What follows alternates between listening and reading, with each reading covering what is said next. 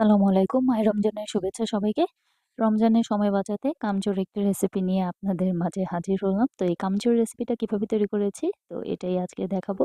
তো এখানে সময় বাঁচাতে আর তাড়াতাড়ি সব ভাজাপোনা শেষ করে নিতে এখানে মুরগি টুকরোগুলোকে আমি এতটুকু টুকরো করে নিয়েছি। আর এর মধ্যে আমি মিক্সড করে নিয়েছি ১ চামচ করে সবগুলো মসলা, মরিচের গুঁড়ো, হলুদের গুঁড়ো, ধনিয়া গুঁড়ো, কালো গোলমরিচের গুঁড়ো, জিরা গুঁড়ো, গরম মসলা গুঁড়ো আর সামান্য পরিমাণের লবণ।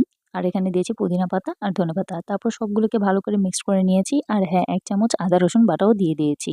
এখন এটাকে মিক্সড করে এখানে আমি যেটা করেছি সেটা হচ্ছে বেসনটাকে আমি গুলে নিয়েছি ১ চামচ মরিচ আর আদা রসুন আর হচ্ছে লবণ দিয়ে। যেহেতু বেসনে লবণ আছে তাই এখানে আমি আম লবণের পরিমাণটা বেশি দেইনি, কারণ বেশি পরিমাণে লবণ হয়ে যাবে। তারপরে এই বেসনের মধ্যে সবগুলো মুরগিগুলোকে দিয়ে মিক্সড করে তারপর ফুটন্ত গরম তেলে একটা, একটা করে ছেড়ে দিব।